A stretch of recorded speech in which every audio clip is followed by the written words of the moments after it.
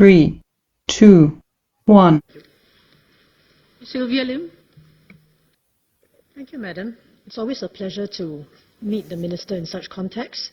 I have several clarifications for the Minister. First, and we are flattered that he has spent so much time to try to cross-examine the Workers' Party on details which he says don't gel and so on and so forth. But one of the things which I think he and also the government has not addressed, which we have put forth as one of the weaknesses that the government proposal or existing process is that the current expectation of the government for the President to play the dual role of being a custodian as well as being a head of state. Minister has acknowledged that there are inherent tensions, and the Constitutional Commission has also received evidence and felt it necessary to record that. So our proposal really for the abolition of the elected president and the restoration of the ceremonial role of the president will protect the president from having this potential need to confront the government and now even confront a expanded and stronger CPA. I don't hear any convincing reason from the government so far, and neither from the minister, about how you can ensure that this doesn't happen, that the president is not faced with a confrontational situation. Next, he mentioned that it's not kosher or for anyone to suggest that the president would behave dishonorably, but it's quite clear from the Hansard that this was a possibility that even PAP senior ministers had thought to be likely. And I quoted Mr. Ong Pang Boon yesterday, how he perceived the scheme to be. So does he not think that this is actually a concern that is a reasonable concern? Third point, I don't understand this point about Mr. S.R. Nathan, because we gave our tribute to Mr. Nathan as a man. We're not talking about the design of the system and what potential problems it could have. I think the two are quite distinct. And Madam, I just have to make a comment that, while we are flattered with all this attention given to our proposal, I think Singaporeans overnight are reeling from the announcement that, even though, there's a hiatus-triggered mechanism being proposed in the Constitution, which is least intrusive, the next election is going to be reserved for a Malay candidate. And, how does this, sudden announcement help to unify the country and so on? Shouldn't the government be concentrating more on persuading Singaporeans of the merits of their proposal rather than to spend all their time attacking us? I do not know who is politicizing the process, and is the public interest being served by this?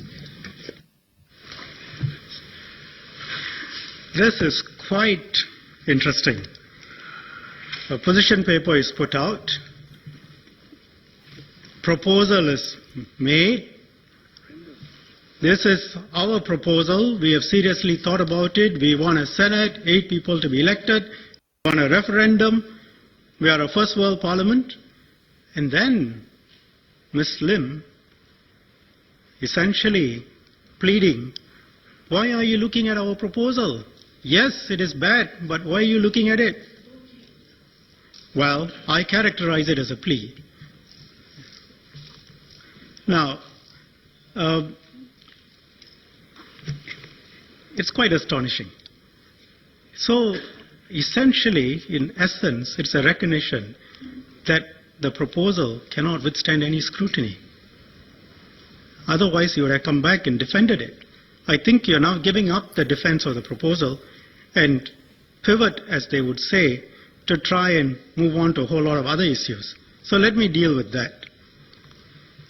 The last point about reservation for Malay candidates, the Prime Minister explained it quite fully. Why? I think he went into some considerable detail, and all the answers are there.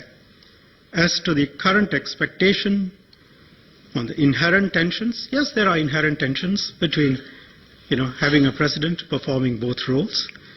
But you don't deal with that by suggesting that you neuter the presidency, do away with the institution, and put forward another institution which is fundamentally flawed, both in substance and in process, and then say, here we have a proposal.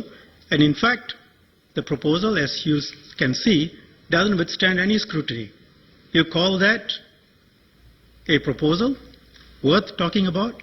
It is sad that we have to talk about it simply to expose how absurd it is. And then you talk about why can't you suggest that presidents can act dishonorably? The point I was making is that you shouldn't suggest that the proposal is dishonorable, and also look at how the elected presidents have behaved. Look at how they have discharged their duties. Now, one doesn't say, therefore, that it can never happen. But until there is a better solution, this is a solution we have. And we haven't seen a better solution. Third, on Mr. S.R. Nathan, the point I was making is, you acknowledged his service to Singapore. You acknowledged he was a good person. It leads to the conclusion that he also exercised his powers responsibly as an elected president. And it contradicts the suggestion that this whole thing is a fix-up. Thank you, Madam Speaker. Mr. Faisal Manap. Thank you, Madam. Madam, I'd like to ask one clarification from Mr. Shanmugam. Mr. mentioned that just now the government does acknowledge there's an inherent tension in this role of custodial as well as the historical role, and Minister alluded to the point that the government can overcome this issue, and also based on the past 4 elected or the past 3 elected president to prove that they've done their job very well. So I'd like to seek a clarification. Before that, I'd like to just to add on that, does the Minister acknowledge that when the Constitutional Commission made such observation, they also took into consideration of the 4 or the 3 past presidents, what they've done, as well as take into consideration what happened in 2011 during the campaign?